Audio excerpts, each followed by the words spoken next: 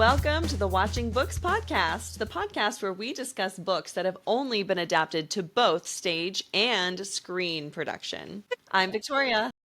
I'm Laura. Hi, Mom. Hey, how was your day? Ask me another day. Okay, How was yours? doing well. I have a baby with diarrhea and as a result a very sore bum. And so I think he also has an upset tummy and he's teething. So there's just a lot going on there with my poor sweet little baby. He just wanted mommy today, so I couldn't get a lot done. Yeah. Luckily, my thing. 2-year-old is pretty self-sufficient. Yeah. My husband and my oldest son were gone because our oldest had baseball practice, and I really needed a shower. And I looked at my daughter, my 2.5-year-old daughter, and I went, "Hey, okay, mommy's gonna go take a shower. You just keep an eye on your brother." And I heard the words come out of my mouth, and I knew, like, full confidence. I was like, "And she can." Yeah. She can handle it. She can keep him happy. She can give him snacks. She's very good at comforting him. And if all else fails, she knows where to find me. So I was like, yeah, she's good.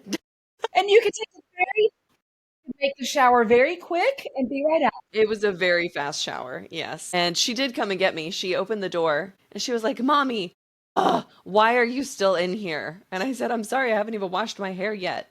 Oh my word. So they were Crazy fine. girl. She managed to turn on Hotel Transylvania. She's wild and great. Good for her. What are you drinking? Coffee? Coffee at 9:30 at night. I would never be able to do that. It'll be fine. It's decaf. I'm just drinking it because I love coffee so much.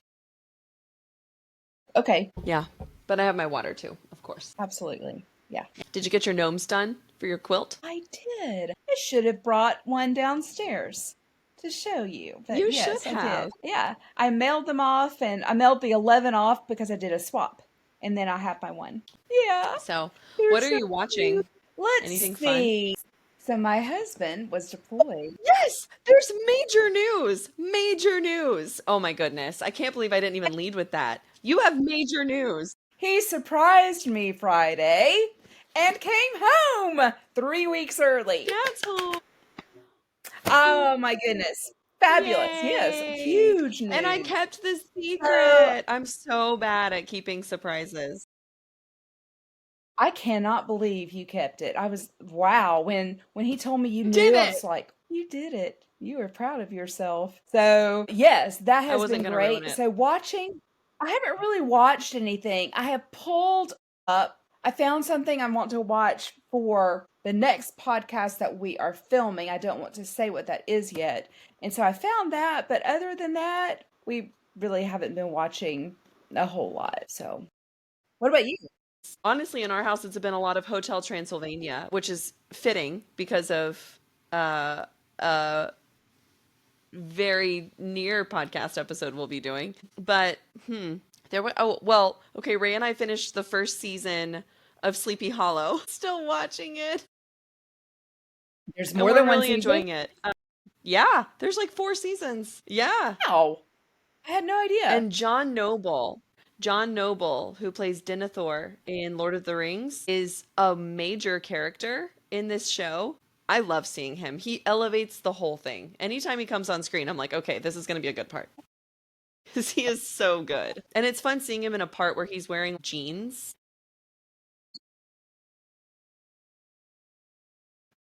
So we're enjoying that. But also, Mom, did you see they dropped the final trailer for Wicked Part 2? Yes. And the trailer alone made me tear up. I'm so excited. I can't wait. Are we going to be in theaters watching it? I want to. Now that your dad is home, I think we're going to watch the first one tomorrow. Great. That's awesome. Yes. I hope he likes it.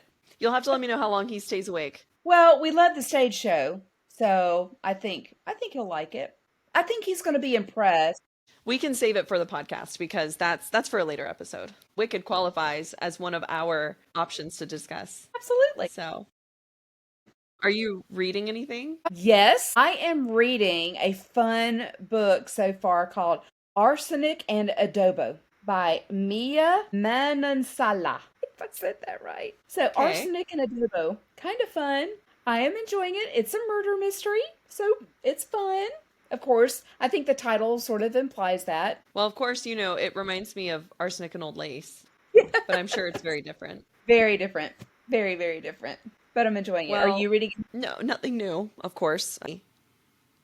In my normal life, prior to all the insanity, this book would have taken me, I mean, at the most a week, and that's generous. This has taken me a stinking month to read Carrie. This is one of the easiest books I've ever read. And it has taken me forever simply just because I don't have time. But I will say, so my oldest, he's 12. He and I have been reading the Harry Potter series for a few years now. Just starting with the very first book, I've read the whole thing aloud, and we are on the Deathly Hallows, the final book, and we are down to the last 3 chapters. Oh, wow. Yay. Yeah. For anyone who may not have actually read or seen the movies, that's not something I'm really interested in spoiling for you, but I will say it is very hard for me to put the book down when we get through a chapter at this point because everything is happening. But in the interest of him getting sleep and being able to function the next day, we do put the book down. And now we just have 3 more chapters to go. Wow. That is saying. Yeah. It has So, taken a long time. we will be moving there at the end of the year. And when we I'm move there, so glad. I could do a Harry Potter movie thon with you guys and cook the same fabulous foods that I did when my sister and I did it. That would be great. And I have a whole Harry Potter cookbook, so I would want to contribute as well. You do. I do. And Yes. Eli and I made pumpkin pasties one time when we watched one of the movies together. That was fun.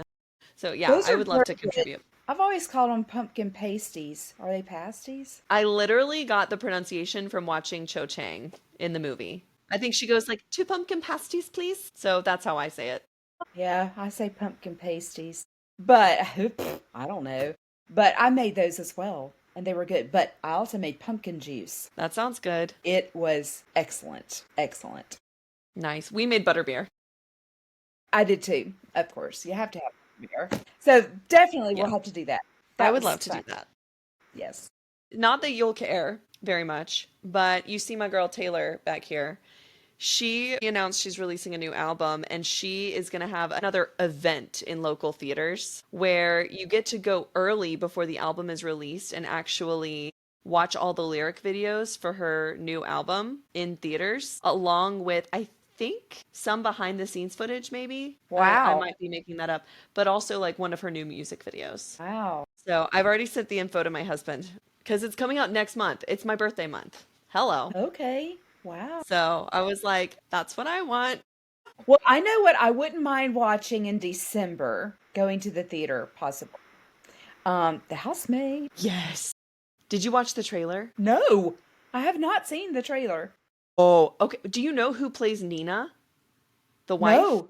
Wait. I think I saw a smidge of a trailer accidentally. I did see it. Who is it? Amanda Seyfried. Yes, I did see that. She's gonna be perfect. She's gonna be perfect. Yes, I totally want to see that. I just Yes. think it will be amazing because that book, and I haven't even read the other two yet, but that book, they could do that on stage. They could so do that on stage. Yeah. Oh, I agree. I was thinking the same thing. I was like, I would watch this on stage for sure.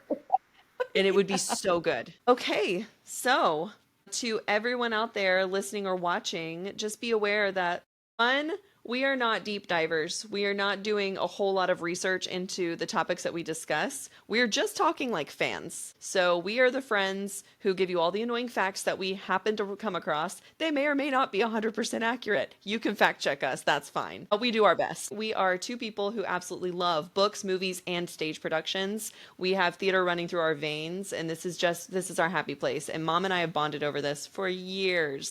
So, please get on the couch with us. Join us in the comments section. Let us know what you love about the topics that we discuss. And before we dive into today's topic, just remember that it's an all around spoiler alert. We are not just going to be talking about this particular book slash movie. We are also going to be talking about other things that we're reminded of. And so just be aware that there are spoilers for everything. Just all around blanket spoiler alert. And with that, Mom, What book are we watching today? We're watching the scary-ish book by Stephen King, his very first novel, Carrie. Carrie. Why did you say scary-ish? Well, it's not really, I don't find it scary, not like some of his horror books. I mean, some of his are, I Hmm. cannot read at night. This one I could read any time of the day. It's more, it's the mental, it's the telekinesis stuff, and it's the horrible mom stuff. So, I think it's more disturbing than it is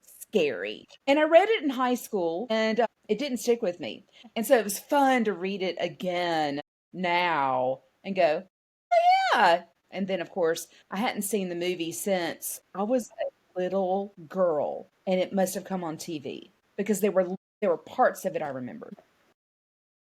Gosh, as a little girl. Yes. Do you want to tell what the book is about? Yeah, sure. This time, for this summary, I went to ChatGPT to help me out because my Makes it summaries nice. get derailed very quickly. This is just to summarize the 1974 novel by Stephen King. Carrie White is a shy, awkward high school girl tormented by classmates and controlled by her fanatically religious mother, Margaret. After a humiliating locker room incident when Carrie has her first period and the other girls mock her, one student, Sue Snell, feels guilty. To make amends, she convinces her boyfriend, Tommy Ross, to take Carrie to the prom. Meanwhile, Chris Hargensen, a vindictive classmate, plots revenge with her boyfriend, Billy Nolan. Their plan is to dump pig's blood on Carrie if she is crowned prom queen.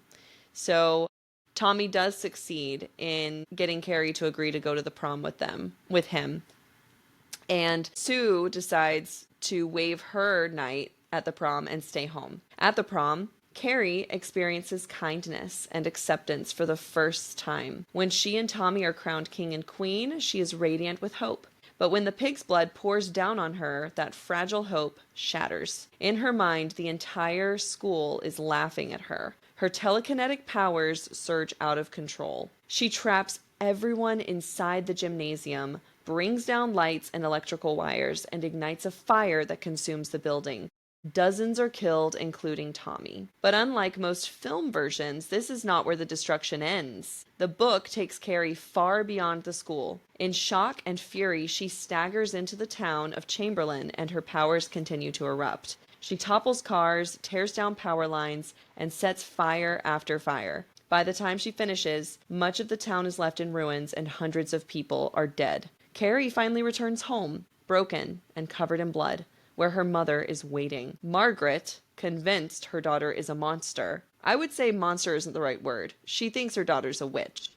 She stabs her. Dying, Carrie fights back one last time using her mind to stop her mother's heart. Margaret collapses dead, but Carrie is mortally wounded. Even then, she is not finished. As she staggers away from her home, which I must say, a small detail that I haven't seen in any adaptation, is that she staggers out of the home with the butcher's knife still in her shoulder. Chris and Billy, trying to flee town, nearly run her over with their car. With the last of her strength, Carrie uses her powers to crush the vehicle. Billy dies instantly in the crash, and Chris is killed gruesomely when her face collides with the dashboard. Only then, with her enemies destroyed, does Carrie finally collapse. Sue Snell, who has been searching for Carrie, finds her dying. The two share a final psychic connection. Carrie sees that Sue never intended her harm, and Sue feels the depth of Carrie's anguish. With that, Carrie dies in Sue's arms. In the aftermath, Chamberlain is devastated. Authorities scramble to explain the catastrophe,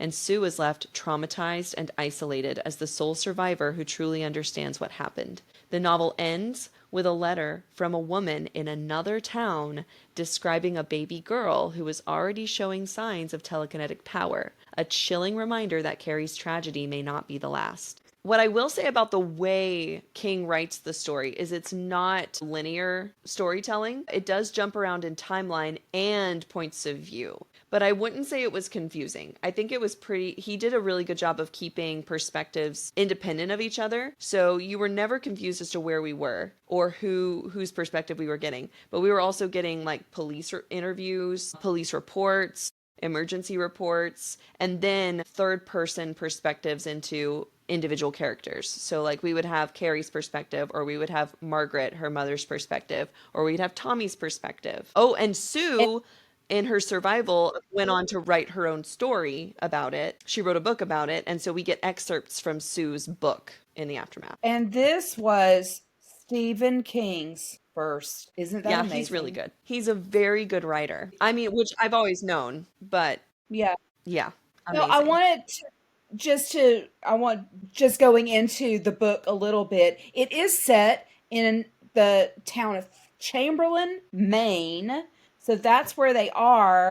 And we see early on that there was a time when Carrie was 3 years old and she got Oh, yes. upset with her mom for whatever reason. Rocks fell onto their house and no one else's. They're like, what's going on? And so that's when Carrie was 3. And I did find it interesting that in the book, Carrie practices the telekinesis over and over and over. Just little things she would do trying to get things to move and to control with her mind. And it's described as like a flex.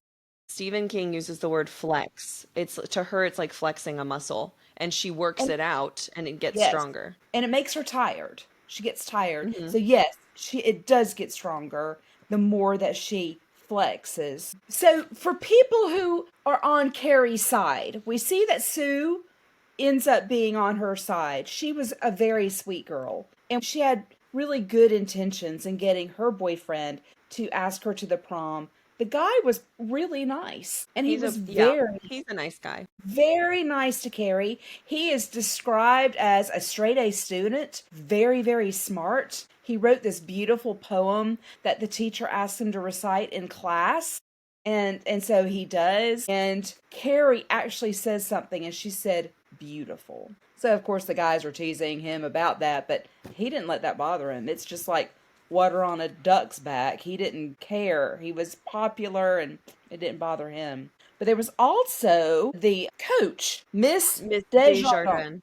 I liked her a lot, and she really stood up for Carrie as I don't like well. her in the book. I didn't find her that bad in the book.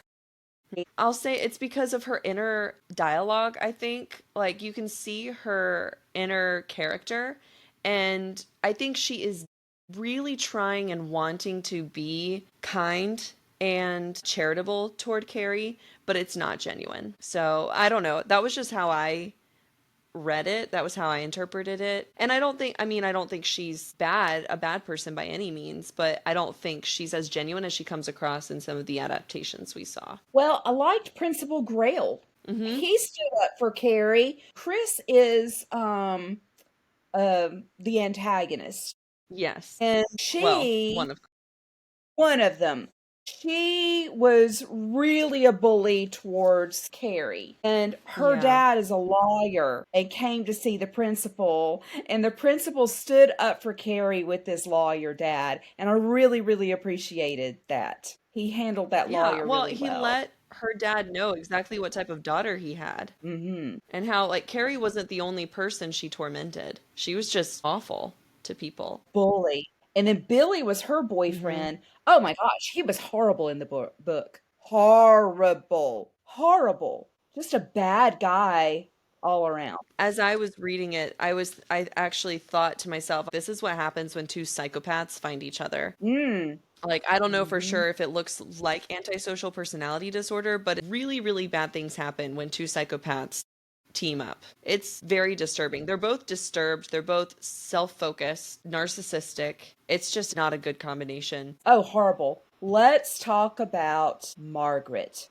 Carrie's mother. So I looked at her. So I want to say how I feel, and then I want you to, as a therapist, because I have questions for you. So, Margaret, from what we can gather in the book, she is very religious and she makes Carrie do all of these prayers and will lock her in a closet where there's a picture of Jesus and she's supposed to pray to him, but she'll lock her in there for hours. No food, no water, no bathroom, nothing. And Near the end, we learn once Carrie gets her period, the mother says, "There you go, Adam and Eve were cursed, and Eve was cursed with blood. And so you're Hmm. sinful when you get your period." And it was psychotic. And what we learn later on, what it sounds like is she started withholding sex from her husband, and then he ends up raping her. Is that what it sounded like to you in the book? Yes, I think in a very clinical sense, it was rape. Yes, I think it was too, because she was Hmm. withholding, they got married, But and of course, I can talk about that in a second. well, it made me wonder and if it just affected her mentally in that way and it created this craziness. But what my question is for you is what happened to that mother in her past to make her this crazy person now? It's hard to say because we don't know that much about her. Wouldn't that be an interesting story to look at? If someone wrote a story, this is Carrie's mom, I Margaret. think it'd be thoroughly depressing. So we know her mother, Carrie's grandmother, Margaret's mother, also had telekinesis. So we know that from the book. Margaret was already a religious fanatic before she married Russell, Carrie's father. And the way she talks about it, it sounds like they were abstinent for like all except like twice, And then she got pregnant. which is how she got pregnant with, yeah, with Carrie. There was some ambiguity about how he died, and I wonder if she killed him. But also, I think the illness was there all prior to him raping her. And I do question that. I think it's plausible that he did force himself on her. Absolutely. And that's horrible. But at the same time, just with the way her character is, she does admit that she enjoyed the encounter, which in and of itself does not mean that it wasn't rape. But part of me wonders if her own guilty conscience, her own disgust with sex in general, wouldn't allow her to acknowledge that she willingly, Right. had sex with him. So I don't know. I think it's up for interpretation and how you read the character and what you think of her. So I honestly couldn't say one way or another. What happened to her? I don't know. A lot of her behaviors seem schizophrenic. It's like untreated schizophrenia. We know she has this religious fanaticism, which outside of being in a cult, we don't see individually like this unless there's an underlying mental disorder. It Hmm. just doesn't, this type of abuse and obsession, uh, I don't think is that pervasive without there being communal support around that and encouragement of those beliefs and behaviors. And the way she describes her relationship with Russell, it sounds like they both sort of followed these beliefs. And I think maybe she latched onto his beliefs and just took them a million times farther. Or it could have gone the other way. She might have already had these beliefs and when she met him and he just, they happened to be aligned in that way. Well, poor Carrie, here she is, a senior in high school. Her mother never even told her about a period. She never knew what to expect. She's in the shower after gym and has blood running down her legs. It is devastating. So she thought she was dying and she was Well, panicking. And, that's just it and about Margaret. She doesn't live in reality. She is oh, living in a completely psychotic world in which she truly believes that if she keeps Carrie cut off from everything and away from any type of sinful influence in her mind, then Carrie will be this perfect little pristine angel, like sinless little being that can't ever be touched by evil. Margaret's signs for evil are normal development, yeah. developing breasts, having a menstrual cycle, having attraction toward people, What did she call breasts? dirty Dirty pillows? pillows. Dirty pillows. Yeah, and that is a weird childlike way of thinking about the body. So yeah, I'd be really curious to know what happened to her in her upbringing, but it's a lot of her behaviors seem schizophrenic. She does definitely seem like she has some trauma, but what she needs pronto is an antipsychotic medication. Let's get her on some pills. Yes, definitely. Let's see. I'm looking at my notes. I thought it was interesting. So, prom night in the book, prom night was called the main Holocaust. Mm-hmm. It was bad. It was very bad. Yeah, devastating. Found it interesting when they were at the prom, Tommy had inexplicable thoughts in his mind when he would talk to Carrie. It was like her brain was connecting with his. And it was whenever he was with Carrie, but then there was also another man, a witness who was in jail, Mr. Quillen, and he had inexplicable thoughts of what Carrie was thinking when he saw her after she had left the prom as she was roaming around. And Yeah, one of the so it's mothers. very So yes. another So it another was like witness. She could tell, she yeah. knew. She couldn't tell you why, but she knew what Carrie was feeling and thinking. Yes, and Sue Uh-huh. did that too. Sue did Yes. that as well. So I actually Sue wrote did down, I was like, telekinetic and telepathic? She has yeah, telepathy too. it's pretty interesting. Carrie's dress in the book is red, and Hmm. so that's interesting. One thing I did not like, and this was the book and the movie, there was a lot of slapping. People slapped Oh, faces. I have a note. Yes. Like, Hold what on. is going on with all the facial slaps? Where is my note? Hold on, I put a note and it says the amount of adults slapping children in this book is staggering. Yes, it was so shocking. It was so many different people, but it's always children getting smacked in the face. Yes. I didn't know it was that common back in the 70s. That would be so inappropriate today. I mean, golly, all the I slapping. mean, there's police officers smacking kids, there's teachers smacking kids. Parents slapping kids, and then Billy slapping Chris. I mean, there was a lot of slapping. It was A shocking lot. the amount of Yeah. slapping. I Yeah. don't think I've ever I thought the read same thing. I was through the majority of the book and it happened again and I was like, "Come on. What is going on?" so much Yeah. slapping. Okay, so they're at the prom, and I thought this was interesting in the book because I watched the movie first with you, and then I read the book. And so what stood out was Carrie doesn't stand there like in the movie. She runs. You know, once that pig's blood was poured on her, ran out of the gym and went outside. Someone tripped her inside. And so she gets up. Everyone's laughing. She leaves. All the doors slam shut. And then Carrie is seen looking in from the outside. She was outside the gym when she massacred everyone. She was outside and she's smiling. Yeah. And even when she's wrecking the town, she's smiling and crying and trying. I Yes. think Stephen King wrote it as trying like Lady Macbeth to Yes. wipe the blood off her hands, just wandering down the street. I mean, it's so different from the image I went into the book with because I had seen the movie because we watched it together and then I read the book. And it was interesting too because it's like in her mind, because that's what I love about reading a book is you get to be inside the characters' minds. You don't really get that much internal dialogue in movies or in any other medium. And not as easily. But in Carrie's mind, it's almost like she started out not wanting to really horribly injure or kill anybody. She just wanted to make them cry. She wanted to make them feel the way she felt. And that was her intention until she watched someone get electrocuted and she thought the way his body looked as he was being electrocuted was funny.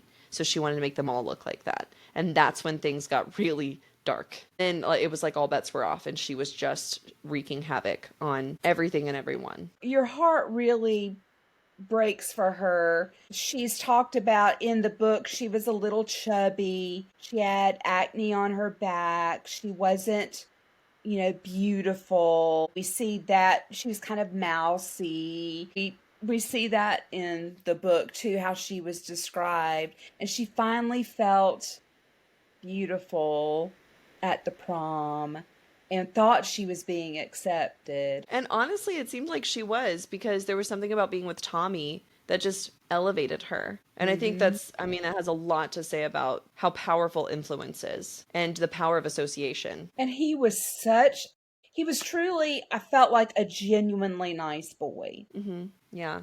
I thought it was interesting how much there was like this sci-fi element too in the book because there are these excerpts from, I'm guessing, an article or a book that comes out after all of this called The Shadow Exploded. that are just sort of peppered in throughout the book to help explain things. And it's like whoever wrote this was trying to explain the history of telekinesis, specifically in regards to Carrie White and what happened at the prom. And so there are little bits here where it kind of explains the history of telekinesis and what we know about telekinesis and what, when telekinesis generally appears and how it skips a generation, like all this kind of interesting sci-fi lore that I thought was interesting, actually. I kind of liked that. Yeah, it was good. Good insight.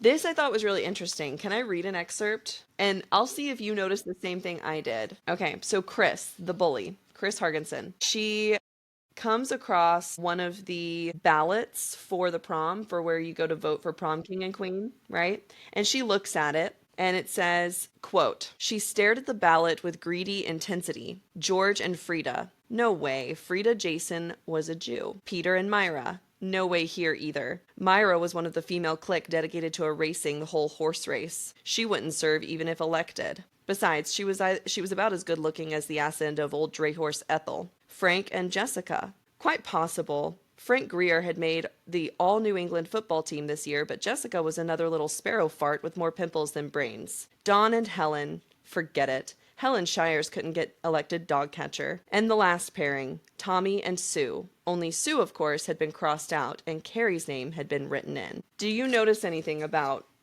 what she's thinking as she looks over the ballot? All I know is she's horrible. She only has derisive thoughts about the girls on the ballots. The girls. Not a single negative thought about the boys. She thinks that she focuses on one of the guys, but she thinks about him positively. That is very All true. the girls she sees in a negative light. Jealousy. Oh, yeah. Deep insecurity. Yes, definitely.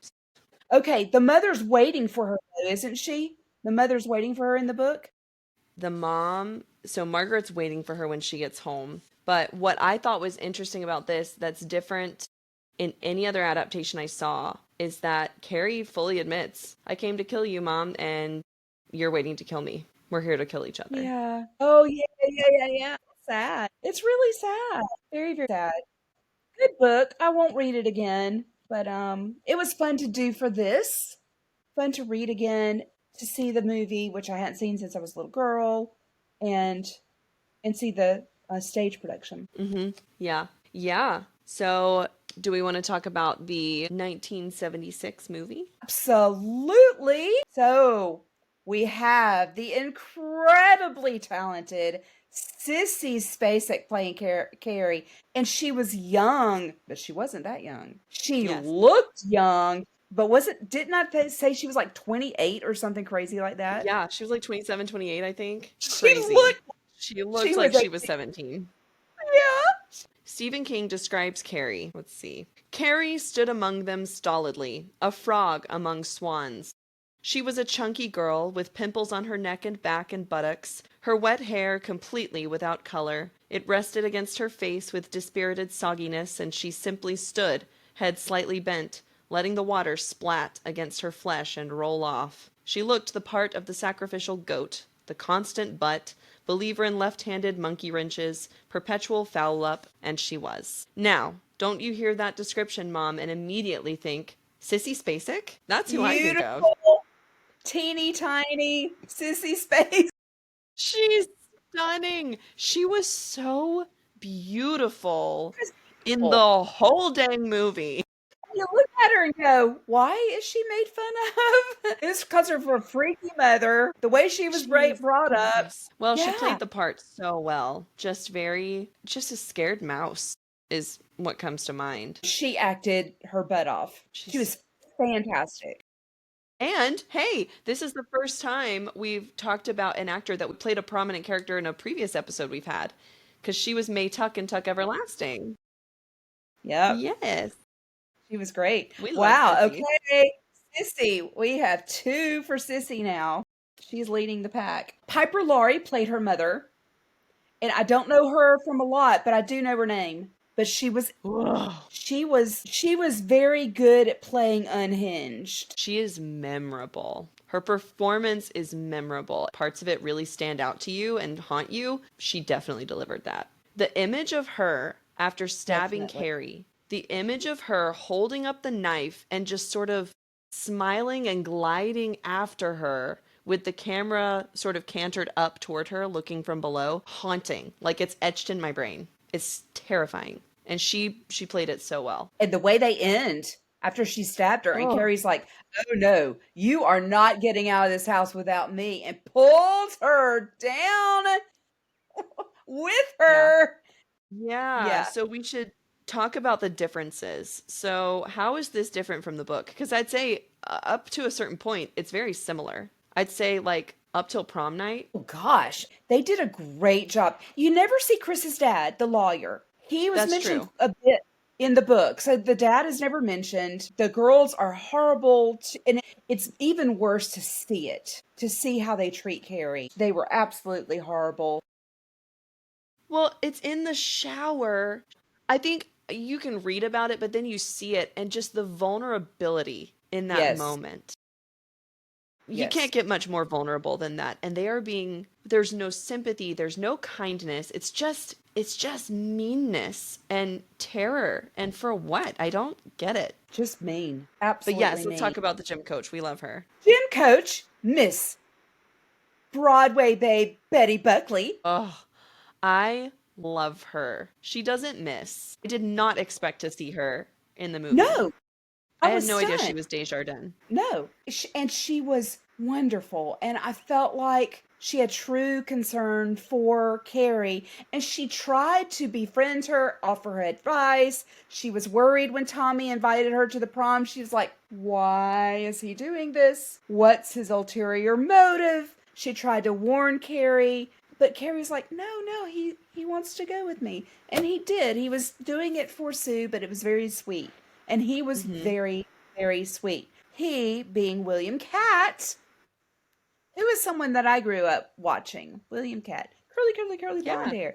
He looked very good in this movie. I did not grow up watching him, No, of course but not. I did see him in the recording that they have of Pippin, the professional recording of Pippin. Oh yes, Pippin. Absolutely. William Catt and Pippin. So I knew he looked Yes. familiar, and honestly, it was the hair. His hair is unmistakable. That's one word for it. Yes.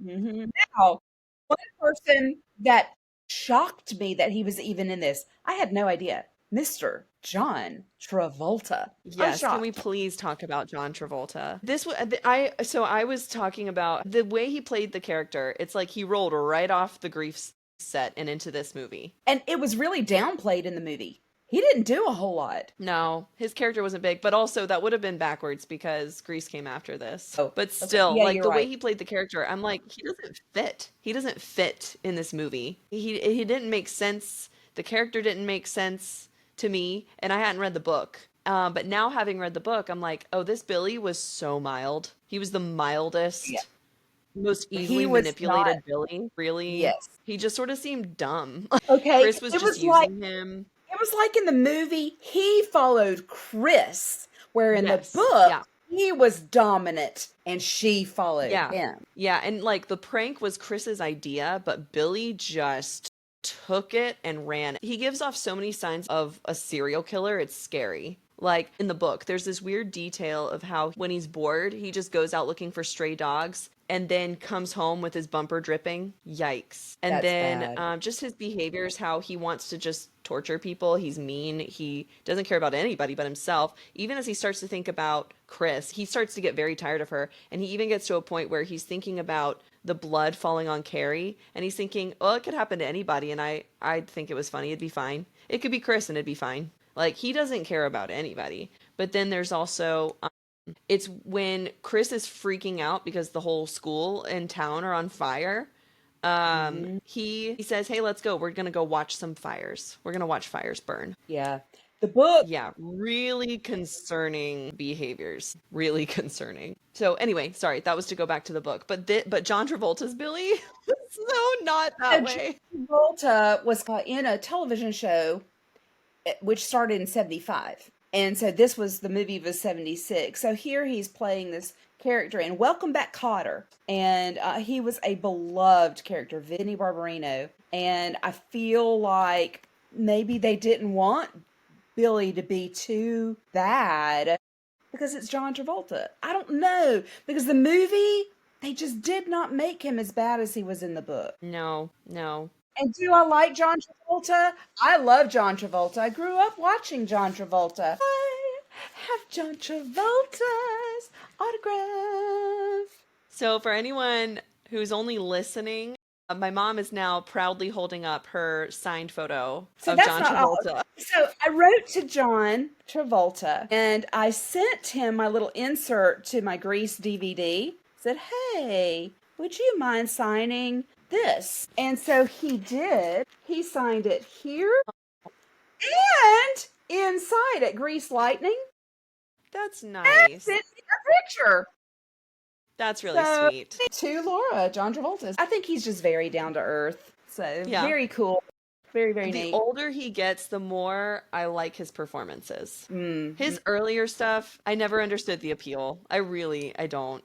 You didn't grow up with him the way I did. Obviously. Let's see. Sue in the movie. Hmm. Amy Irving. I love Amy Irving. And one of my favorite performances of hers is Yentl. I can't think of her name in Yentl, but she plays Mandy Patinkin's fiance. But then she Streisand? ends up marrying Barbara Streisand. But Yes.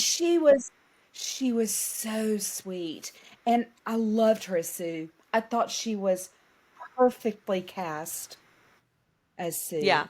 I really, really, really liked her Sue a lot. And she goes to the prom in this movie because she really wants to see Carrie be happy. Her boyfriend literally kisses Carrie right there in front of her, and she's like, "This is so great. I'm so happy for Carrie." And so that's where it's different. Chris and Billy are hiding in where are they? The gym? They're in the They're like gymnasium. under the They're stage. They're under the platform. under the stage and they've got a rope with the buckets of blood. And so they're trying to get those buckets to fall. And Sue It's sees just one this bucket. rope. One Yeah. bucket. Sue sees the rope. And she's like, what is going on? And she's following the rope up, sees the bucket, and then follows it back down to see where it's going and knows that it is Chris and Billy doing this. And Oh, this makes it so much sadder. she wants to stop them. She tries to go to stop them. And the gym teacher, she Miss is pulling her Desjardins. away.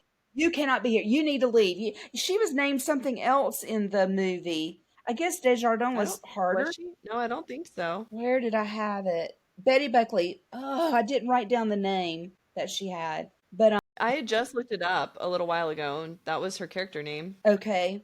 Well, she pulls her away and shoves her out of the gym, which ends up being a good thing because everybody in the gym died. Yeah. Sorry, I'm looking. Oh, no, you're right, Mom. I'm totally wrong. You were right. No, they have her as Miss Collins. Oh, I yeah. don't know I don't why. know if they She thought was Miss Desjardins Collins. was so hard to say. I don't know, but I thought I it was don't a know. different name and I just didn't write it I'm down. sorry. Nope, you were right.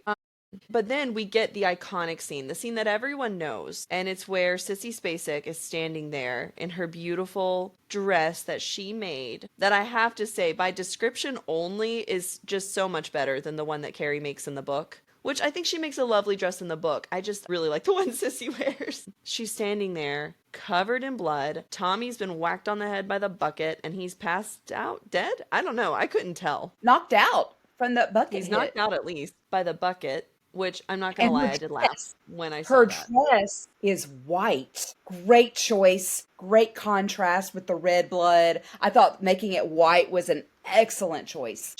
Oh gosh, it's just so sad. And I think you only watched this movie, right? Okay, I've watched 3 Carrie movies. I think there's a version of this scene that I liked better overall, but as far as performances go, Sissy's is my favorite. Okay. When she And opens those it's eyes wide, there's something that's so eerie and chilling about how she just stands there calmly with those wide, wide eyes. And you hear the little violins because everything was silent. There was no music, but you hear she's looking around at people laughing. and she goes into this trance. And I like that choice. I really do. I like it better than her running out of the gym and watching from the outside. All she does is look at each set of doors and you hear them closing. And with each set of doors, you hear the little violin strings. It's very psycho, Hmm. and it provides just the perfect chill factor where you're like, oh, something's about to go down. It's done so well. In any of the other versions I saw, nothing beats her closing those doors with her eyes and hearing the violins. Nothing beats that. It was And so the, simple and so mhm. well done. And then the sprinklers. She turns the sprinklers on. You're like, She okay, turns on a power hose, a fire yes. hose. But then the band, she looks over and she sees all of the stuff hooked up, plugged in, and Yep. that's when it went crazy with the water. Yep. Yep. And she sets the place on fire. But she calmly walks down off the platform. Everyone is screaming in terror, trying to get out. It's horrible. We see the principal die. We see all these people die. We see her enemies, the people who have bullied her, get killed in horrible ways. And we see Miss Collins, Betty Buckley, Desjardins' character. Um, I mean, it's so Yes, sad. she does it in the And book. Does not die in the book. right. She leaves so calmly, and then instead of going home, we don't see her wreck the town at all, do we? That doesn't happen. No, she does not.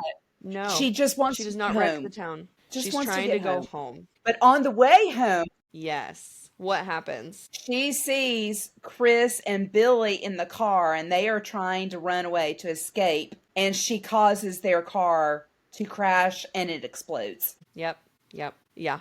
So they're gone. That's really all that can be said about that. But then she gets home and I mean, you know me, I was not having a great time when she got home because Margaret was freaking me out so much. I was having like, Mom, you traumatized me. Rabbit hole. You traumatized me. I don't know how old I was, but you thought it would be great to watch The Lady in White. What possessed you? I I liked it when I was growing up. Is that the one we're talking about? The loved one it. I liked it. I liked it. We're talking about the Why? old movie, right? Yeah, I mean, I don't know how you classify old.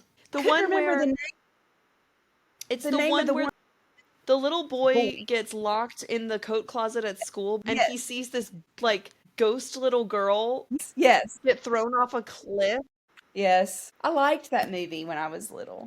Well, Margaret White was giving me flashbacks to that movie because do you remember that crazy lady who the boy ends up in her house and her Yes. whole room is surrounded by candles and she's like, Yes. "It's okay." No, she's like, "Hold on." She's like, "It's okay. You'll be fine. It's all good." And then, like when you think, okay, maybe this lady is not freaky, maybe she's nice, she's just into some really weird stuff. She gets strangled from behind, like unexpectedly. I was getting Lady in White vibes watching Piper Laurie as Margaret in this final scene. I will never watch that movie again, Mom. Ever, never. I don't know why you liked it. Did. I don't know. That's so funny. Anyway, crazy rabbit hole, but that's what that reminded me of. Her performance reminded me of other things about that movie, Lady in White. Gosh, I hate that movie. Okay, anyway, Carrie, we're back on Carrie. Margaret standing behind that door as Carrie comes in and she goes upstairs to wash herself and wash all the blood off.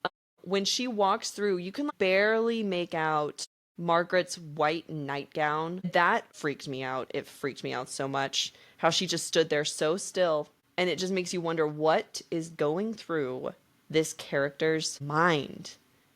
That's not a place I want to be. That's for No, sure. no, not at all. I don't understand why they had the mother just kind of standing behind the door waiting, and then she never did anything. She's had a Carrie full goes, psychotic break. She's yeah, not living in reality. She's Carrie went into the bathroom and ran the tub and took a bath and to get all the blood off. So from seeing this when I was younger, I remembered, of course, the gym. You can't forget the gym. You right. remember everything that happens at the gym. And I remembered a bathtub.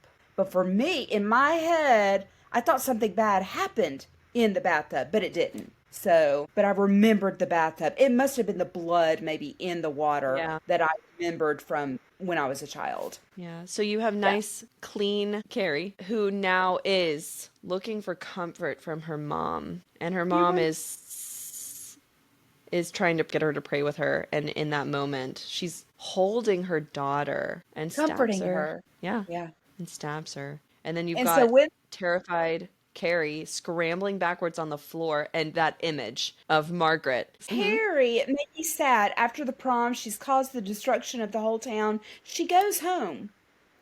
And she goes home to her mother thinking she's going to get comfort from her mother. And she says, "You were right." Because the mother had said, "Oh, they're going to make fun of you. You know, you won't be accepted, all this." And she went, "You were right." And the mother's hugging her. "Oh, yes, I'm going to take care of you." And stabs her. And gliding after her with the knife. So what they did at the end, once Carrie pulls her mother down into the closet, the prayer closet, whatever it was. Where she would get locked. Yes, we Well, we're see the skipping a house. whole lot there Okay, go ahead. because she kills her mother before then. How did she kill her? Her telekinesis, she gets all the knives from the kitchen and just one after the other. Yeah. Okay, I remember that from a child too, from when I Stabs saw her it. in like But five different places. But they're yes, all in places that weird Jesus emblem in the closet, it has arrows and stuff. I'm like, okay, that's not like it was Jesus. I think it's supposed to be Jesus. It is in the book, but it was Jesus weird. wasn't pierced in all those different places. Anyway, Oh, it was very weird. Yeah. but she ends up stabbing her mother in all those same places, both hands, and then every like a shoulder, the ribs, like the stomach in different places. So I thought that Yeah. was interesting. I And then thought that she was pulls her mother down, like, after she's dead. And yes, like you were saying, what were you saying? the house implodes upon itself. Yeah. It was weird. And of course, it being a movie, we do see Sue. Sue has gone crazy from all of this. It's Very, really very sad. sad. And Sue goes to pay her respect. And of course, it's a movie. So what do you have to have in a scary movie? A jump scare. Yeah, we do have a jump scare there at the very end where we see Sue trying to pay her respects to Carrie, and she's going to Carrie's grave to bring flowers. And what happens? Carrie's arm shoots up from the ground and grabs Sue. But Sue, bless her heart. See, I don't see her as having gone crazy. I mean, she's traumatized. Well, the She has way PTSD. because the jump scare was a dream, and Yes. and Sue is she in a hospital or is she No, in she's her at own home. She's room? at home with her mother. Okay, and she wakes up screaming bloody murder. It terrified her. So I do think she's having horrible nightmares from all of this, and you don't see that in the book, but we do No, see that in the movie. no. What's interesting about the book is one of the police detectives who's questioning Sue, he has the observation that he thinks it's really weird how unaffected she seems Yes, by everything. So she's traumatized and it's really sad. Nightmares like that, flashbacks, that would be common in PTSD. Okay, so are we going to talk the musical what do you or do want we to want to do? talk the other movies? I don't care, Yeah, whatever you want to do. I you can could go talk to ahead me. and tell you. Okay, I Yeah, can tell you about the other movies. I'll be okay. brief. So, I watched the 2002 TV movie Carrie. Boy, was it 2002. It was so 2002. Was it I set mean, in 2000? yes, it was set in 2002. So, Angela Bettis was Carrie. And I was looking her up because she seemed so familiar, but I don't think I've seen her in anything. But she does I a know her lot name. of horror, it seems like. Oh, okay. And I like horror movies, but I really don't think I've seen her in much. But she was Carrie, and Margaret was played by Patricia Clarkson. Okay. I love her. And then I really didn't know anybody else. I'll just for to give credit, Sue was played by Candice McClure. I looked her up. I've never seen her in anything. Chris was played by Emily Ravin, who we love. We love her. Once upon a She's in time. Lost.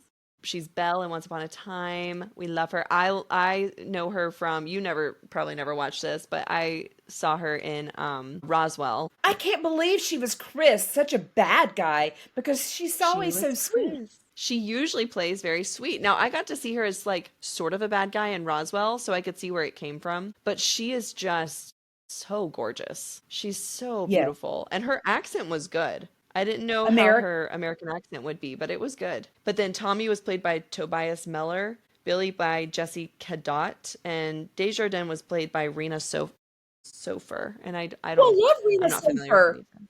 Oh, you I know grew up her. Awesome. I do. I know exactly who she is. Yeah. She's good. So she was the gym teacher? Yes. Yes. Okay, And good. she was Okay. really nice. She was super sweet, super nice. Were there slaps in this one? No, no one got slapped that I can remember, except for Carrie by her mother. Well, that would make sense. So I will just say it was very 2002. They did introduce the concept of the internet because Carrie goes to the library to look up miracles and she stumbles upon telekinesis, but she's using the internet to look it up to do some research. And Tommy, She looks it yes, up in books. Yes. Okay. But yes, now we're in we modern have the times and internet now. okay, Yes. gotcha. Yes. Gosh, there was so much hair gel in this movie. And there was this weird exposure in the way they filmed it. The exposure, it was so early 2000s. It's ridiculous. I will say performance-wise, weirdly, my favorite performance was by the principal. Really? And they did include the scene with Chris's father, the attorney, coming to argue with the Okay. principal. I loved that scene Right. in the book, so I liked getting to see it in this movie. Absolutely. I couldn't believe it wasn't in the movie. But I think back in the 70s they were a little more aware of how long movies were and they tried to keep them shorter. Sure. Yeah. And is it that important? No, but I really liked it in the book. Me Laurie too. Murdoch was the principal, and I really liked him, his performance. Carrie, I think here's the biggest issue I had with this one. I think for a TV movie, it actually held up really well. And honestly, a lot of the effects that they had were better than the 1970s. My biggest issue is that we have someone like Patricia Clarkson, but she came off as one of the most normal people in the whole movie. And Carrie, on the other hand, was played very, I'm trying to think of how to describe it. It's like she was slightly overplayed, and Patricia Clarkson very much downplayed it. Okay. Very muted in the way she played Margaret. And so it almost came across as though Margaret was the abused one. Wow. So it felt very backwards, and you wanted to feel sorry for Carrie, but at the same time, it wasn't very clear what was so bad about her mom. Yes, she had abusive tendencies. She's verbally abusive, says terrible things. We have flashbacks of her slapping Carrie. That's awful, horribly abusive. But at the same time, she came across as so mild that it was like, why is Carrie, on the other hand, so weird? So Interesting. I just don't think it worked. Now, I they kind actually I included would the scene with the raining stones on the house when Carrie was a little okay. girl. They Yeah. included that scene. I liked seeing that. But this movie just dragged on. There was too much with Billy and Chris. I really did not care to see so much with Billy and Chris. I wonder if it's because it was Emily. I don't Was this know, before? but it was like they highlighted Billy so Oh, he definitely came across as unhinged the way he played the character, which after reading the book, it works. It definitely fit better than John Travolta did. But all the things play out. Interestingly, similar to the book, a lot of the story is broken up with police interviews. Police are interviewing Sue for a lot of it and interviewing another one of the students. And then one of the guys who goes with Billy to kill the pigs to get the pig's blood. okay. So they're interviewing different people to try to figure out what happened on prom nights. I don't think it added that much because then it ends and we get nowhere with it. The police have absolutely no idea what happened. So we don't even really get any conclusion. So I think we could take it or leave it, honestly. But the prom night, everything happens like we see. She has a pretty pink dress on. Tommy's really nice, like usual. They dance, they get voted prom king and queen, they go up, the blood happens. And very similar to the 70s movie, she remains on stage and Tommy gets whacked on the head with the bucket, passes out, and she has a lot more she had a lot more like eye rolling and shaking. It was almost like she was losing control of herself in those moments. So anytime she did telekinesis, she would practice too, but it was like she was also having a seizure at the same time. So she was much more physical in the way she Interesting performed that choice. aspect. So I would prefer Sissy SpaceX version. Oh, I do as well. Yeah. Yeah, I told yeah. you that was my favorite. performance as far as Carrie goes. In this one, Miss Desjardins actually helps save a lot of the students because she gets an air vent off the wall and starts ushering students through the air vent to help them get out. Then she grabs on to the vent, but the chair she's standing on gets knocked out from under her, and she's just hanging there as soon as the live wires come down and hit the water on the floor.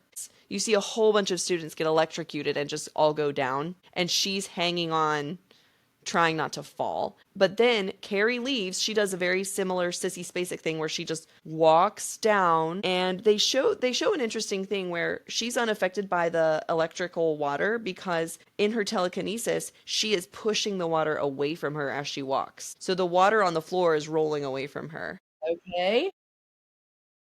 But she leaves the gym and it explodes, and you're just sitting there going, so what happened to Desjardins? She put it. Turns out she Wow. survived. She's being interviewed by police later. And I'm like, how did she get out? How? I don't Plot know hole. how that happened. Big hole right there. Yes. But she survived. And Carrie does set the whole town on fire. She kills Chris and Billy, who try to run her over. Yes, the other one did too. In the movie, they Yeah. tried to run her over too. Yeah. She kills them. I did laugh because they try to run her over and they run into her. But it's like she is a steel barrier and the truck just explodes against her and flies over her and all this stuff. And then ends up wrapped around a tree. It was brutal. But I was also like, okay, she's telekinetic. She's not invincible. Man, that's funny. And then she gets home, and this was really different. She goes upstairs and she also gets in the bath, which is so interesting because I don't remember her doing that in the book. Does she take a bath in the book? No, No, I didn't no. think so. She takes a bath in every other version. Isn't that interesting? Yeah. So she No. gets up, she takes a bath. And it's really interesting because it's like she's in a trance as well, the way Sissy Spacek was. She gets in the bath is full. She's doing everything with her mind. So she's sitting in the water and she watches one last droplet come down and she suspends it in midair and then she lets it fall. And when the last little droplet falls, it's like she comes out of her trance and she can't remember anything. She doesn't know what she did. And her mother comes into the room and seems very unsurprised by everything. She does sort of comfort Carrie. Carrie is asking for help. She wants to know what she did. She's terrified. Her mother starts to pray with her, and Carrie is praying along with her, and then her mother plunges her under the water and tries to drown her. Okay, tries to. Carrie stops moving, and then her eyes open under the water. So she's still under the water, and she's looking at her mother, and then we get some great 2002 TV movie CGI where we zoom into Margaret White's chest and we can see her beating heart within her chest in perfect CGI. I'm telling you. And we see that Carrie is squeezing her heart telekinetically. Like in the book, she stops her heart. So she dies on the bathroom floor.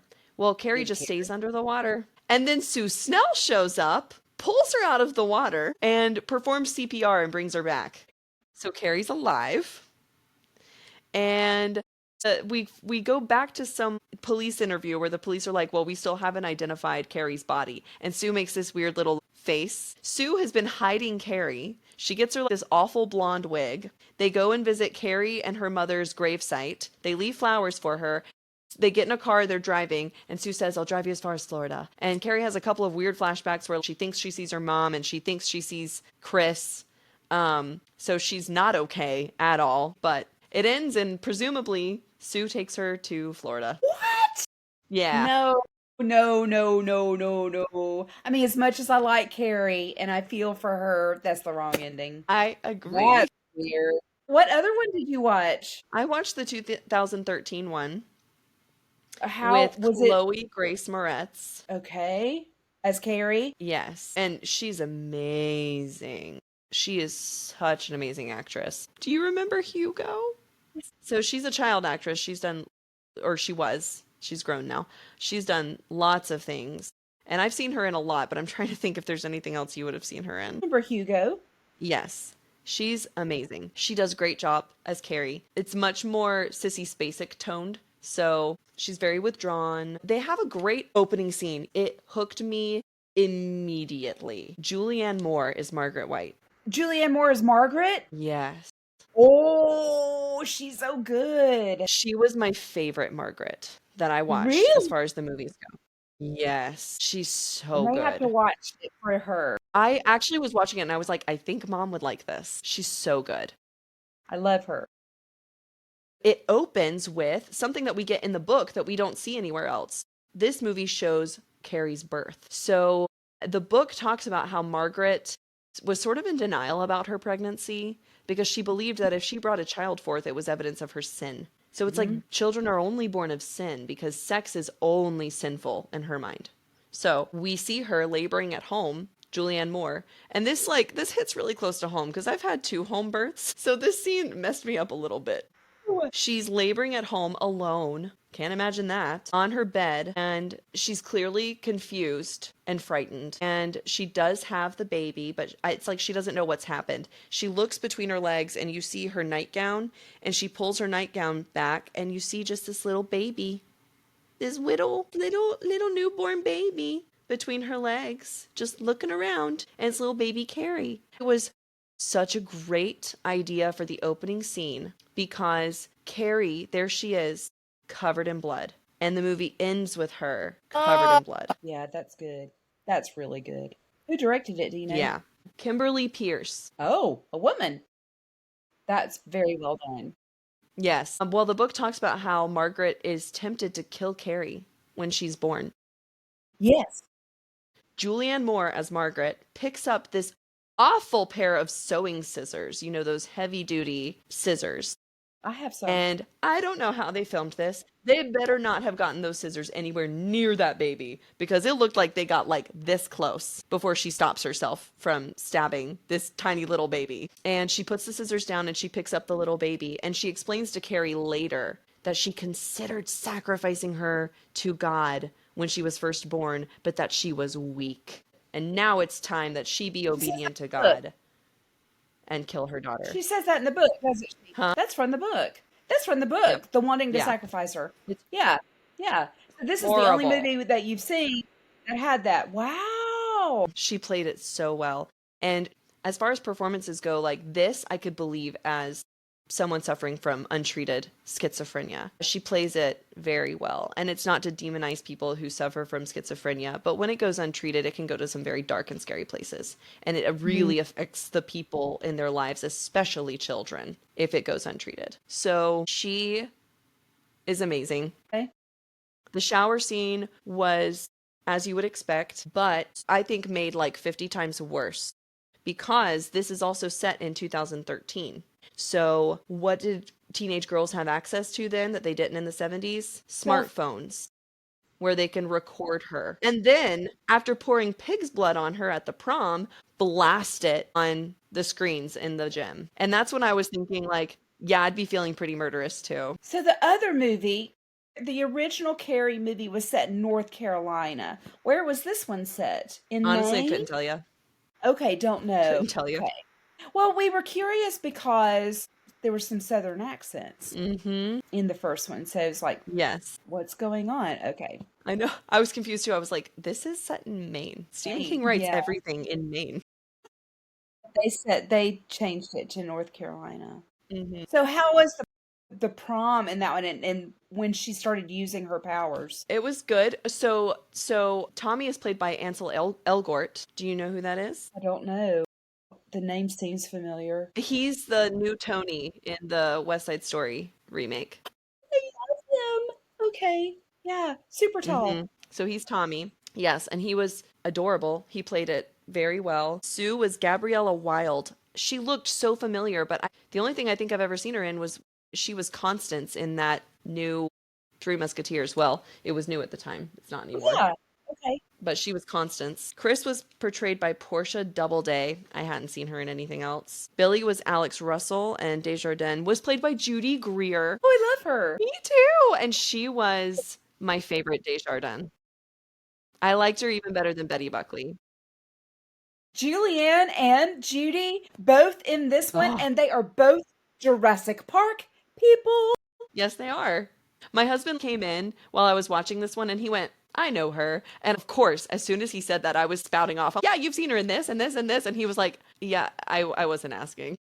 Judy Greer, great character actress. Hmm. Wonderful. I love her in 13 Going on 30. She's The Village. adorable. Yeah. Oh my gosh. Yes. She's very, very good. So she was great. And Carrie does practice her telekinesis in this one as well. And she is thrilled. She loves practicing her telekinesis. She loves that she can do it. Also, she gets on the internet at the library and she watches videos on people practicing telekinesis. So it's just neat to see the little modern elements that come in.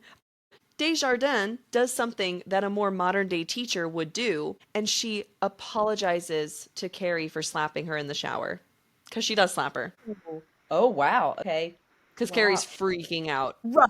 Trying to get her to calm down to get control of herself. And that's why we see the gym teacher slap Carrie when Yes. she's in the shower. Yes. But that's Yes. the only slap I can remember. And this Billy was also horrible, but he was sort of in between the TV Billy and the John Travolta Billy. Oh, okay. So he was sort of like a mix of the two. He wasn't as bad as Book Billy, I would Book say. is definitely the worst then. He was horrible.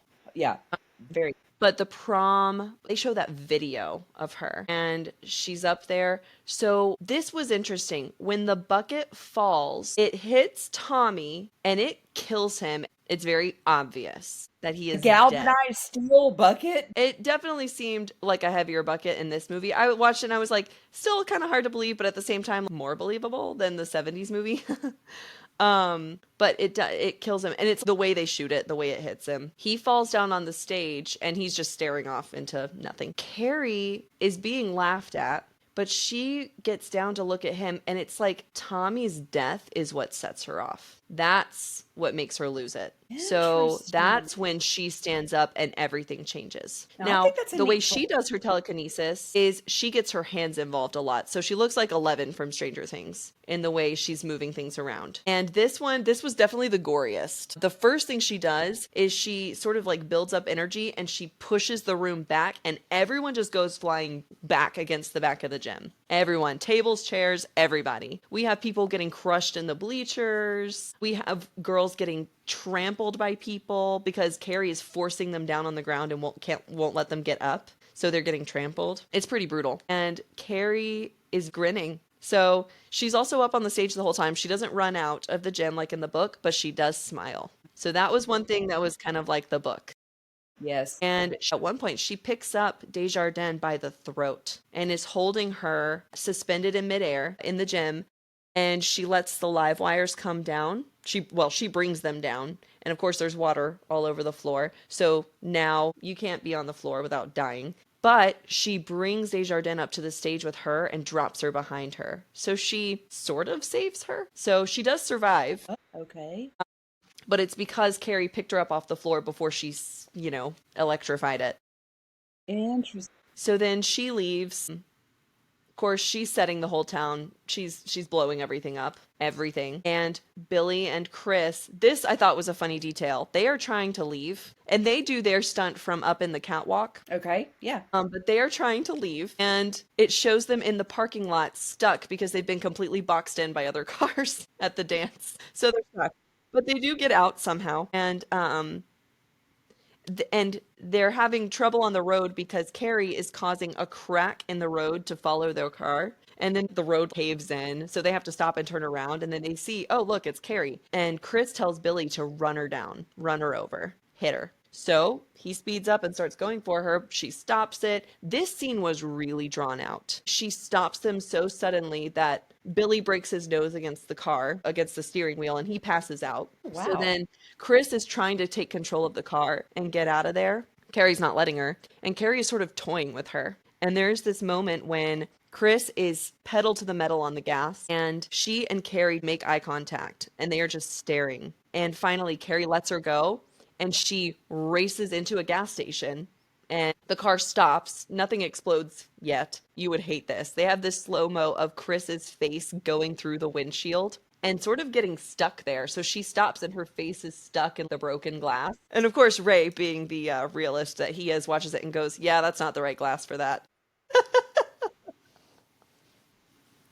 And then Carrie blows up the gas station, of course. So she gets home, and Julianne Moore was so scary. Carrie goes and she takes a bath and she's freaking out a little bit about what's happened. I think she's somewhat confused. Sue Snell is looking for her. So it's like the book. She's running around trying to find Carrie.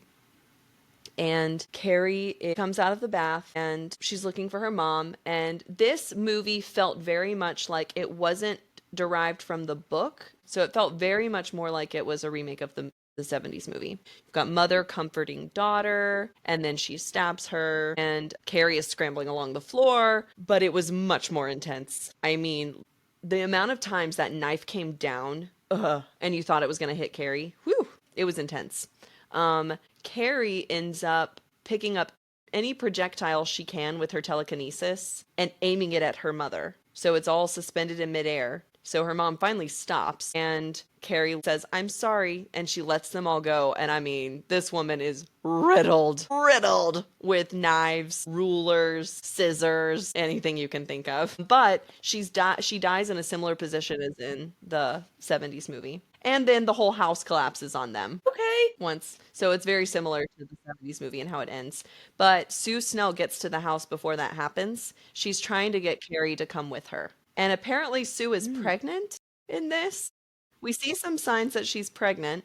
And then there's a weird moment between Sue and Carrie when the house is shaking and is about to collapse. And Carrie just looks at Sue and goes, "It's a girl." And then she pushes Sue out of the house and into the street and sets her down gently, and then the house collapses. That's interesting. But I forgot about that. In the book, Sue misses her period and starts to think, "Oh my gosh, That's I wonder if right. I'm Okay, pregnant."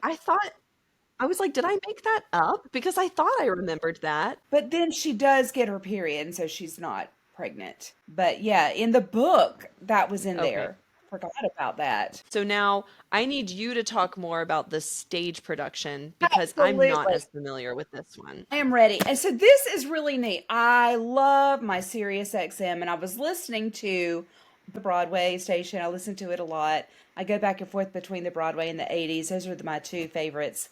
And Seth Rudetsky was on. He has his show every day, and he brings up Carrie. My ears perk up because I thought we're going to be talking about Carrie. So the Broadway show was in 1988. And it opened on a Thursday, and he got his tickets for that opening night. And so he Wow. goes opening night, and he said he was so glad he went because then the show closed by Sunday. Yep. It bombed.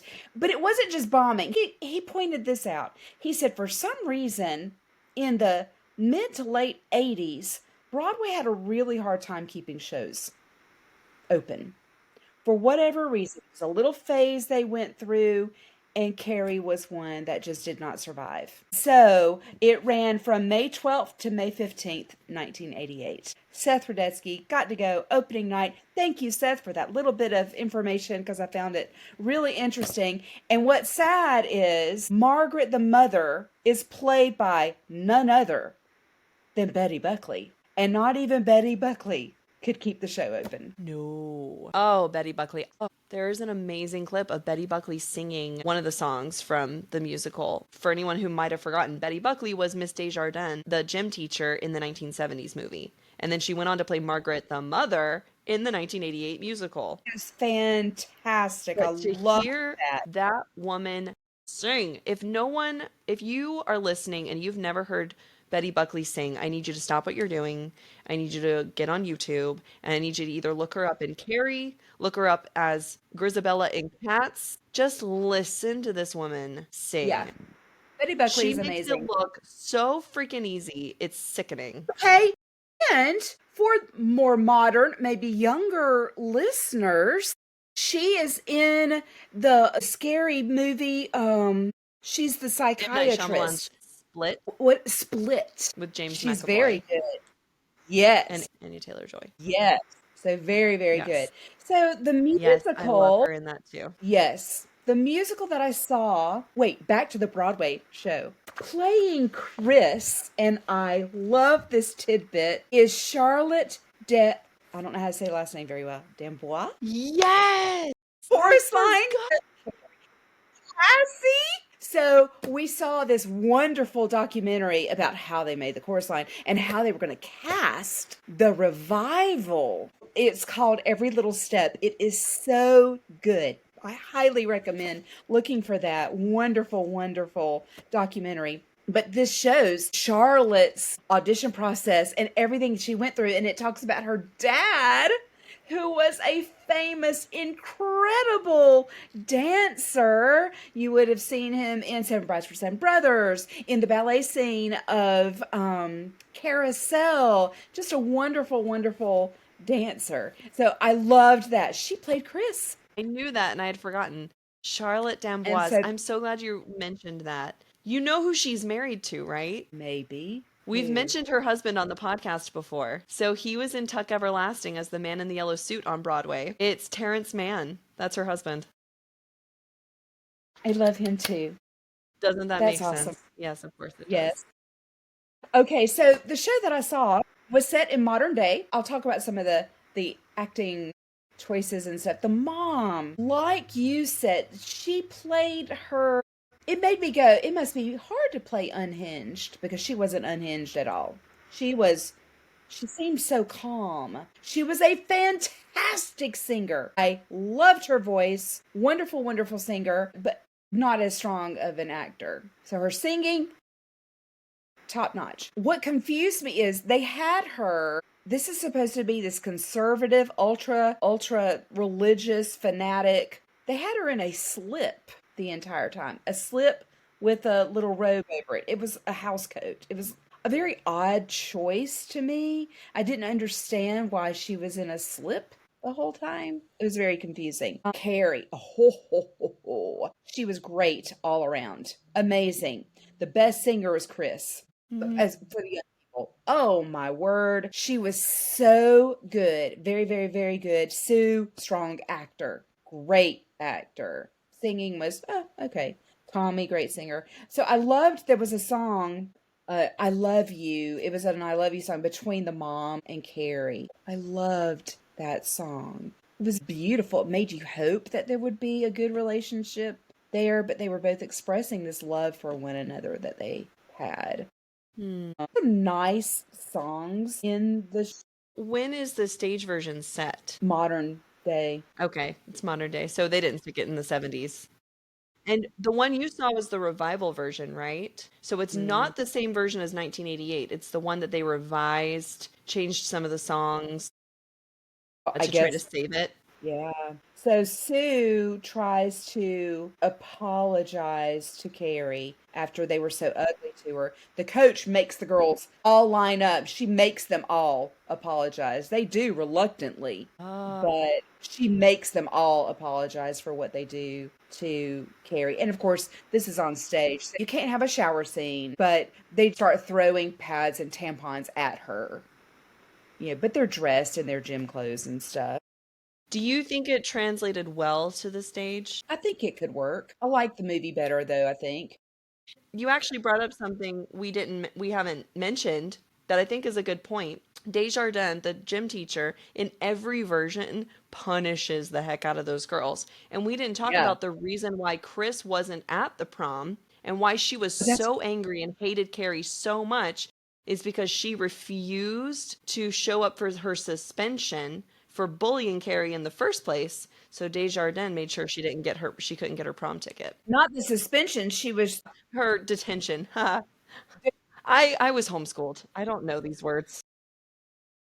so but the gym teacher, she encourages her. She's very kind to her in the stage production as well. But I felt like the mom was too calm. Hmm. And there's only one bucket here. This was sweet. Of course, Sue asked Tommy to ask Carrie to the prom. And before that, Tommy makes a little prom for Sue. And it was very sweet. That A little is time sweet. to spend a little time, just the two of them together. It was very sweet. Liked that. And Sue in this show, she did go to the prom. She wanted to see Carrie happy. And she too tries to warn the gym teacher that something was going to happen. The gym teacher pushes her away, takes her away. That So happened in the 2013 version too. So I really felt for Carrie, the actress. That bucket pours on her, and she takes a tissue out of her dress, and she's trying to wipe that stuff out of her eyes. Can you imagine having to perform that live? Is she having to sing? Well, not at this point, but I think that they tried to get the blood to go back and maybe not forward, but of course it did some, and it was thick. It was a pretty thick bucket of blood or whatever it was. No bucket hits Tommy. Tommy just walks off and walks away. Yes. That was kind of strange. I was I like, did see just this scene because I was curious. hey, you did. You did Yeah. watch that. Yeah, he just walked away to join his friends. So what she did with the telekinesis in this part, you just can't beat Sissy Spacek's face. And you can't get Right. that on the stage because the I stage agree. you're so far away. There's something about seeing it on film. And so the stage, to make it seem like she was using mental powers, she used her arms. Door shut, door shut, door shut. I mean, what else can you do? They had the sound effects, but you didn't see anything. Right. And so, you couldn't have water. But you It's a can use stage. lighting to an There were extent. flashes. There was some Yeah. flashes of lightning, people trying to escape.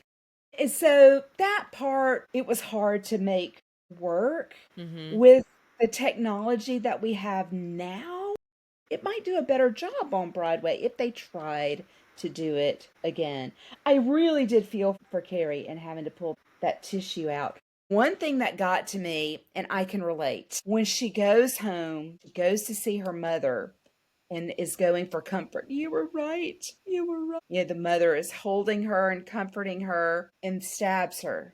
It is the Mm. slowest stab, and she sings some more. And I thought, okay, that was really strange because when I did Oliver and our Mm-hmm. director had Bill stab me to death, Yeah. I can't wait to you talk about that in remember, another episode. but you remember, I said, please video this for me. I have to see if this is looking right. And you did. And when we watched, I went, that stab is too slow because he went Mm-hmm. really slow. But in Mm-hmm. reality, you don't stab someone, you stab them. And so I think that was lacking in this. You couldn't just go, it needed, it needed, The sound effects. it needed more. No. So it was just weird. Mom's in a slip and she casually stabs her daughter. Mm. So but then Carrie kills her mom and Sue shows up. How does Carrie kill her mom? You know what? It must not have meant much to me because I didn't even write it down. Oh, it was like the heart thing. I The think heart? it was Yeah. the Okay. telekinesis. She made her heart stop and mom goes down. Yeah. And then all But I then wrote Sue was shows up. yes, and I didn't write what happened. That's crazy. I think they were both dead though. Carrie and mom, they both died. There was a quote in this show. What does it cost to be kind? Mm. What does it cost? It costs nothing.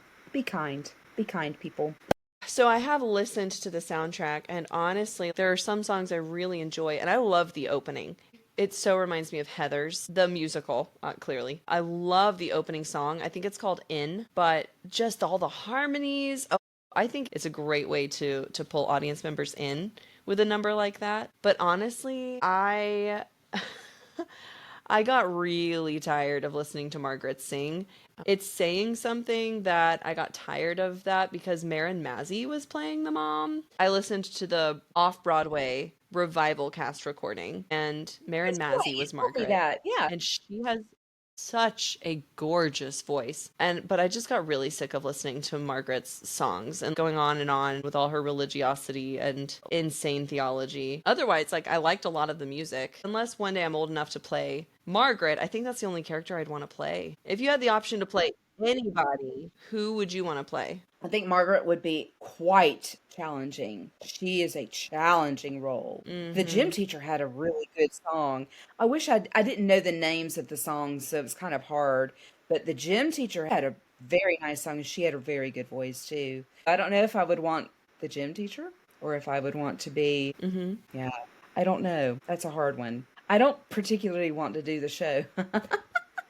I would have fun directing this one, I think. And I'd want to play the mom maybe one day. However, I don't think I could sing it.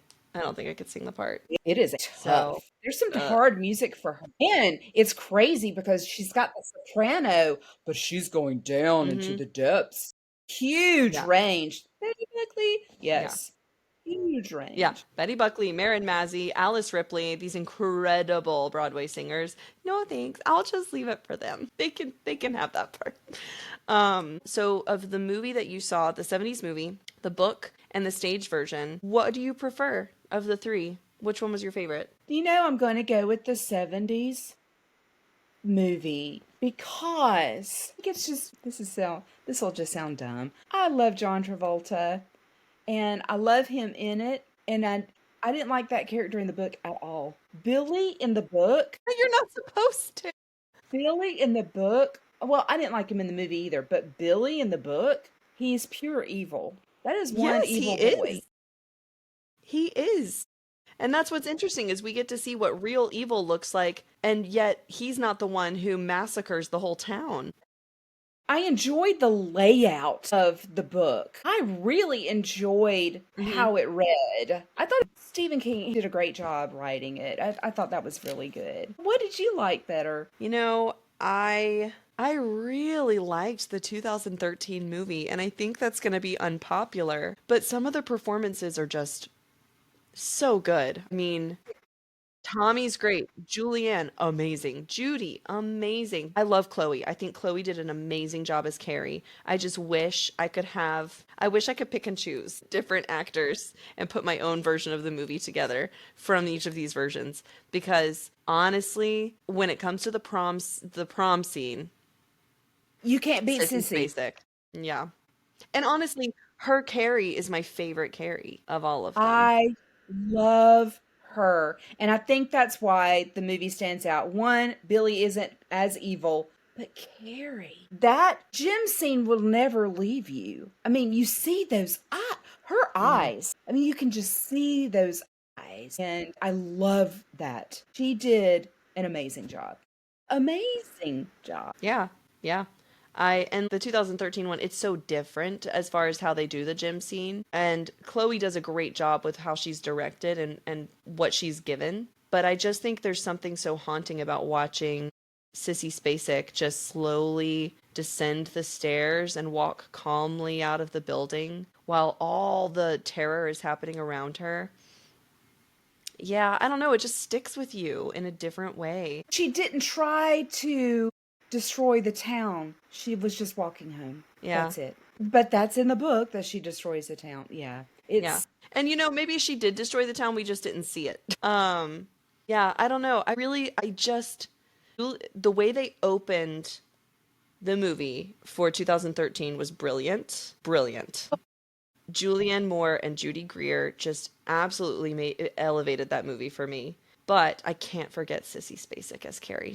She was Carrie. That's what's interesting. You've got like Patricia Clarkson, right? Who I think is an amazing actress who plays Margaret so understated that compared to Piper Laurie from 1970s who has this iconic way of playing the character that's so memorable for so many people, I can understand wanting to be different, but there's wanting to make the part your own and play it differently, and then there's just being forgettable. And yeah. honestly, I think her performance was not memorable at all. And then you can face an iconic role.